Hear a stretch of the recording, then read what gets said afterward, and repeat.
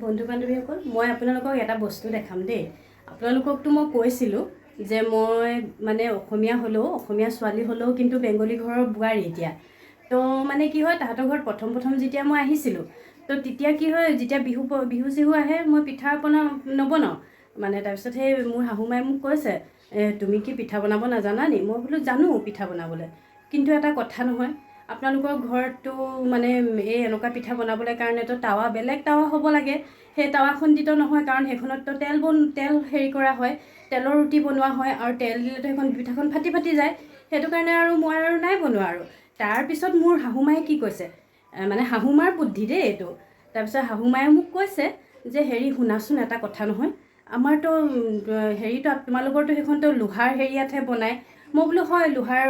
লোহাৰ হয় আৰু সেইখনত আমাৰ সেইখন এক্সট্ৰাৰে আৰু সেইখনত মানে অকল পিঠাই বনায় তাৰপিছত মায়ে কৈছে মই আমাৰ ঘৰততো আৰু তেনেকুৱা নাই মই বোলো সেইটো কাৰণেতো মই নাই বনোৱা এনেকৈ বুলি ক'লোঁ তাৰপিছত মায়ে কৈছে কি ৰ'বা বোলে এটা কৰোঁ বোলে কি বুদ্ধি এটা হয় নেকি বোলে মানে হয় নেকি বুলি কৈহে চাইছিলে তাৰপিছত মায়ে মোক কৈছে যে হেৰি আমাৰতো টাৱাখন বোলো লোহাৰৰে এটা কাম কৰা লোহাৰ টাৱাখন তুমি উল্টাই পেলাই কৰি চোৱাচোন মানে উল্টা ছাইডে মানে যোনটো ছাইডে ৰুটি বনাওঁ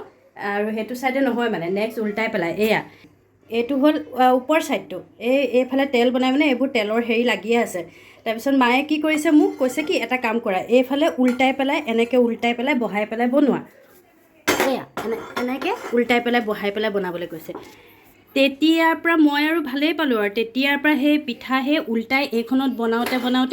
এতিয়া মই আৰু সেই ভাবিছিলোঁ প্ৰথম যে যদি আৰু নহয় আৰু আকৌ মই নতুন এখন ল'ম আৰু তাৰপিছত দেখিছোঁ ল'ব নালাগে এইখনত এতিয়া বনাই এনেকুৱা অভ্যাস হ'ল নহয় এতিয়া এইখনত বনাই পেলাইহে ভাল লাগে আৰু সেই উপস্থিত বুদ্ধি উলিয়াই পেলাই সেই অতীজৰ পৰা